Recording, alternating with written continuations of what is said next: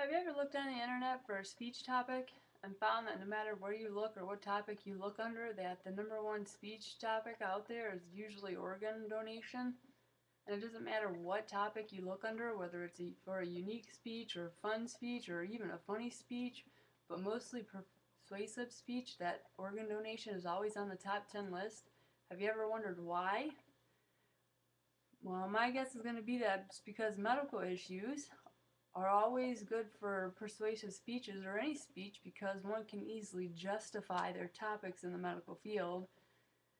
Although, if one isn't careful about which topic they pick in the medical field, it can easily turn on them because usually they don't know the other side of the story. And it's usually the easy topics, like organ donation, that one picks, and it always turns on them because they don't know the other side of the story. So today I'm going to prove this and persuade you that organ donation is actually not a good topic for speech. And it doesn't matter what kind of speech you're doing, organ donation is not going to make for a good speech topic because I'm going to show you the other side of organ donation that people don't usually show you.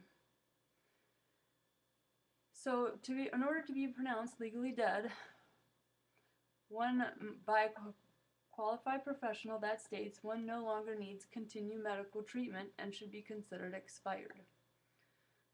So specific criteria to be considered dead, there are certain circumstances with these circumstances that the criteria used to be able to be pronounced a patient legally dead.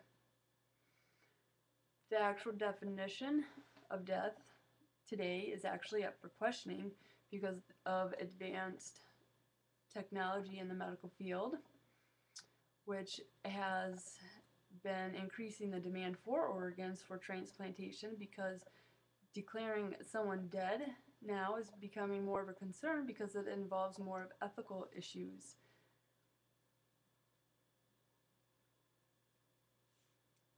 And assuming that all the requirements have been complied with, removing organs after death is permitted. However, the question here is, because of advanced technologies, what can be done to preserve the organs? Because the organs are best preserved if left inside a living body. However, don't be fooled because in the medical field, anything is possible. So, if the organs are best left preserved inside a living body, therefore, that's what you get. And this is called beating heart cadavers. That's right. So after the patient is considered dead, they hook him back up to the ventilator so the body is left living and the organs are now left inside their living body,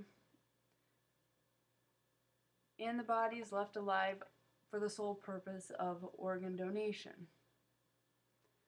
So now the question becomes, when is it okay to remove the organs from the beating heart cadavers? Because after the patient's been declared dead, the patient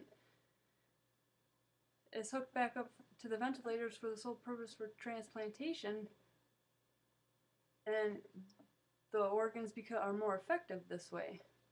However, at the time of harvest, if the cadavers aren't given anesthetics before they remove the organs, they react to the scalpel like inadequate anesthetized live patients by means of high blood pressure, soaring heart rates, and some of them even fight back.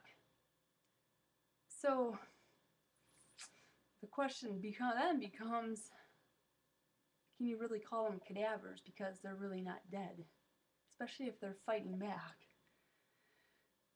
So the criteria for brain death that these doctors do to declare them brain dead is real simple. They just do a few eye exams, like splashing cold water over their eyes to look for reflexes, poking their eyes with cotton balls to look for gag reflexes, and these eye exams take less time than eye exams at your eye doctor.